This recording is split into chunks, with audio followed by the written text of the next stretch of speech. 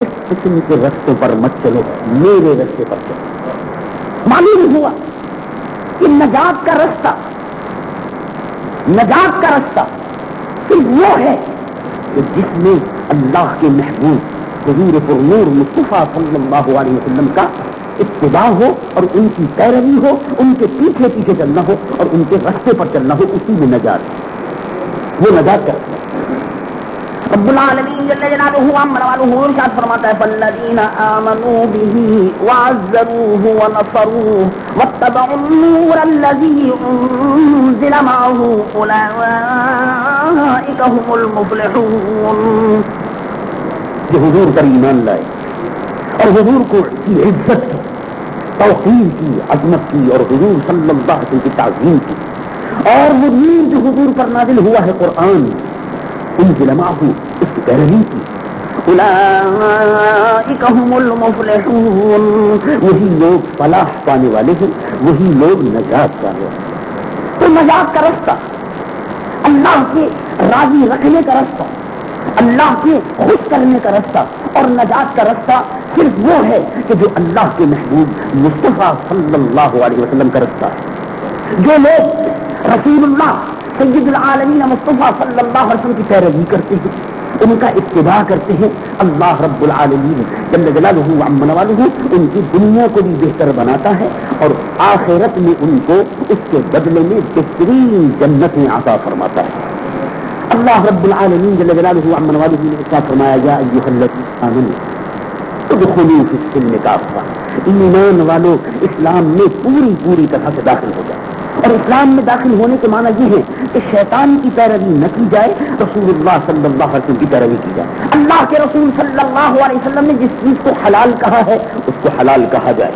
اللہ کے رسول صلی اللہ علیہ وسلم نے جس چیز کو حرام کہا ہے اس کو حرام سمجھا جائے۔ مثلا زنا حرام ہے اس کو حرام سمجھا جائے، مثلا شراب حرام ہے اس کو حرام سمجھا جائے، مثلا جوا حرام ہے، ریس حرام ہے اس کو حرام سمجھا جائے، مثلا سود حرام ہے اس کو حرام سمجھا جائے۔ جو چیز حرام ہے وہ حرام ہے اور جو چیز حلال ہے وہ حلال ہے۔ اللہ کے محبوب حضور پرنور صلی اللہ علیہ وسلم کے دست مبارک پر عبداللہ ابن سلام بڑے مشہور یہودیوں کے مذہبی پیشوا اور عالم، وہ اسلام لائے، انہوں نے اسلام قبول کر لیا، لیکن اسلام قبول کرنے کے بعد کیونکہ پہلے وہ یہودی تھے، یہودیوں کے بہت بڑے عالم تھے، یہودیوں کے ربائی تھے، ربائی یہودیوں کے سینیٹور کہ وہ انچارج،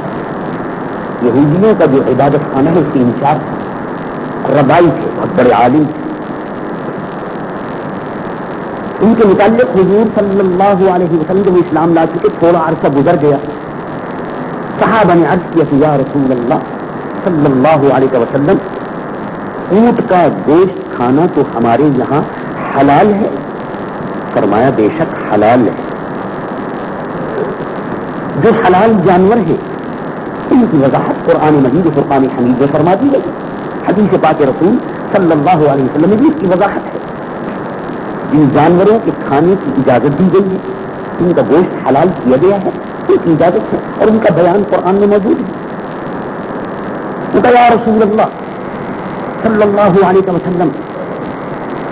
عبداللہ ابن سلام یہودیوں کے پیشوا جو ایمان لا چکے، کافی دن ہو گئے ان کو مسلمان ہوئے ہیں، اب بھی اگر ان کے سامنے اونٹ کا گوشت جو حلال ہے اگر پیش کیا جاتا ہے تو وہ کھاتے نہیں ہیں، منع کر دیتے ہیں۔ یہودیوں کے یہاں اونٹ کا گوشت حرام ہے، یہودیوں کے یہاں، اور ہمارے یہاں حلال تھا۔ تو کیونکہ عبداللہ ابن سلام اس زمانے میں یہودی تھے، اونٹ کے گوشت کو حرام سمجھتے تھے، اور جس چیز کو آدمی حرام سمجھتا ہے اس سے نفرت پیدا ہو جاتی ہے، طبعی طور پر کراہیت اور نفرت پیدا ہو جاتی ہے۔ مسلمان کو بس جانور کے گوشت سے، لحم خنزیر جس کا ذکر قرآن میں آیا ہے، اس سے نفرت ہے، طبعی نفرت ہے۔ مسلمان کو نفرت ہونی چاہیے۔ ایمان کا تقاضا یہ ہے کہ ہر وہ چیز کہ جس سے اللہ اور اللہ کے رسول نفرت کرتے ہیں، ایمان والا بھی اس سے نفرت کرے۔ مثلا شراب حرام ہے، یہ نفرت کے قابل ہے، مثلا خنزیر کا گوشت حرام ہے، یہ نفرت کے قابل ہے، مثلا زنا حرام ہے، یہ نفرت کے قابل ہے، جوا حرام ہے، یہ نفرت کے قابل ہے، سود حرام ہے، یہ نفرت کے قابل ہے۔ تو پوری کی پوری زندگی میں وہ نقشہ بننا چاہیے کہ جس چیز سے اللہ اور اللہ کے رسول ناراض ہوتے ہیں اس سے مسلمان کے دل میں خود بخود نفرت پیدا ہو جائے، اور یہ چیز حلال ہے وہ حلال ہے، اس سے نفرت کا سوال نہیں ہوتا۔ اس چیز کو اللہ کے رسول نے حلال کر دیا، اس سے نفرت نہیں کرنی چاہیے۔ چنانچہ عبداللہ ابن سلام اونٹ کا گوشت نہیں کھاتے تھے، اس لیے کہ وہ جب یہودی تھے کہ نہیں کھاتے تھے، وہی عادت تھی، اب بھی وہ اس سے نفرت کرتے تھے۔ حضور پر نور صلی اللہ علیہ وسلم نے ان کو بلایا، وہ تشریف لائے، آیت مبارکہ اتری، رب العالمین جل جلالہ عمن والو ارشاد فرماتا ہے یا ایھا الذین آمنوا ادخلوا فی السلم کافہ، ایمان والو اسلام میں پورے پورے داخل ہو جاؤ۔ عبداللہ ابن سلام ہو یا کوئی اور ہو جو بھی مسلمان ہوا ہے، اللہ کے رسول جس کو حلال کہتے ہیں اس کو قبول کرنا ہوگا، اللہ کے رسول جس کو حرام کہتے ہیں اس کو حرام کہنا اور سمجھنا اور عمل کرنا ہوگا۔ تو یہ عبداللہ ابن سلام رضی اللہ عنہ وارضاہ کے واقعے کے سبب آیت مبارکہ اتری، لیکن اس آیت مبارکہ میں مسلمانوں سے خطاب ہو رہا ہے، عام مسلمانوں سے خطاب ہو رہا ہے کہ وہ عبداللہ ابن سلام حلال کو حرام سمجھ کر استعمال نہیں کرتے تھے، طبیعت میں کراہت ہوتی تھی، اور بہت سے مسلمان ایسے ہوں گے کہ جو حرام کو حرام نہیں سمجھیں گے، حرام کو حلال نہیں سمجھیں، حلال سمجھیں گے۔ بعض لوگ یہ کہتے ہیں کہ یورپ کی فضاؤں میں، یورپ کی ہواؤں میں شراب کیونکہ جسم کو گرم رکھتی اس لیے اس کا پینا ضروری ہے، معاذ اللہ، وہ حرام کو حلال کرنا چاہتے ہیں۔ یہ سب سے بڑا گناہ ہے۔ ایک یہ ہے کہ آدمی اپنے گناہ پر شرمندہ ہو، یہ گناہ گار ضرور ہے لیکن اس کو اپنی بخشش کی امید رکھنی چاہیے۔ ایک وہ شخص ہے کہ جو حرام کرتا بھی ہے اور اس کو حلال سمجھ کر کرتا ہے، یہ بہت بڑا گناہ گار ہے۔ اللہ رب العالمین جل جلالہ عمن والہ ایسے شخص کا سخت ترین محاسبہ فرمائے گا۔ تو میں عرض کر رہا تھا کہ جس چیز کو اللہ نے حلال فرما دیا وہ حلال ہے، اور جس کو حرام فرمایا اس سے ہمیں بچنے کا حکم دیا، اور ہم سے رب العالمین خطاب فرما رہا ہے کہ اے ایمان والو اسلام میں پوری پوری طرح سے داخل ہو جائے۔ اگر تم نے اسلام کو قبول کیا ہے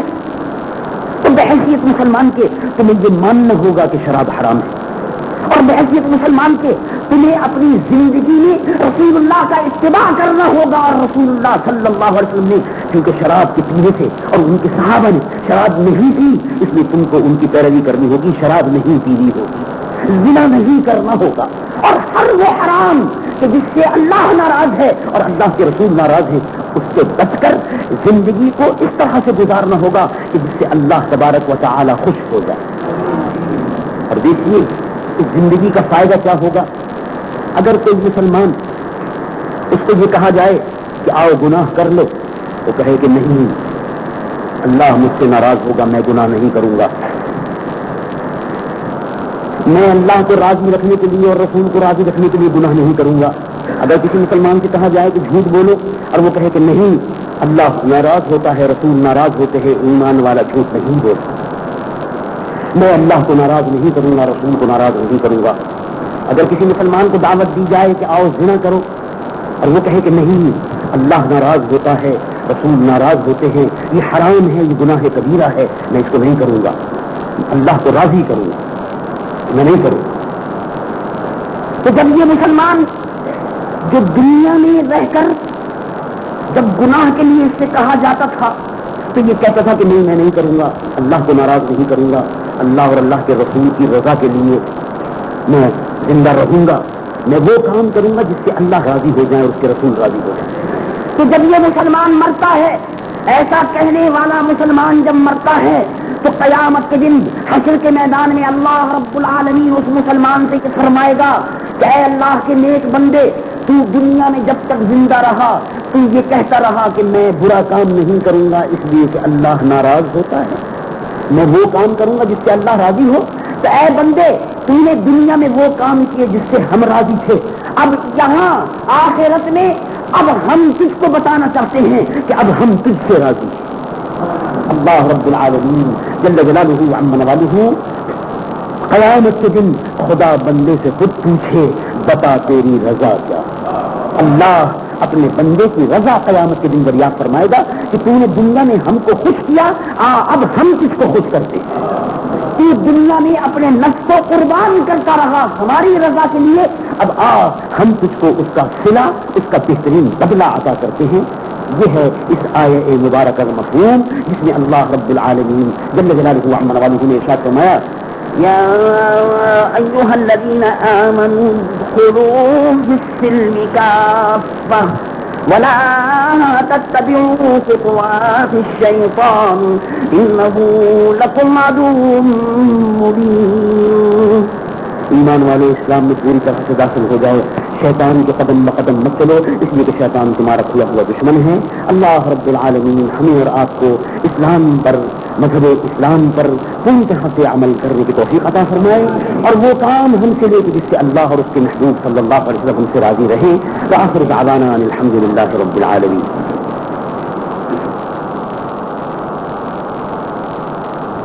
ابھی آپ اس وائل کی ایک ریکارڈنگ سن رہے تھے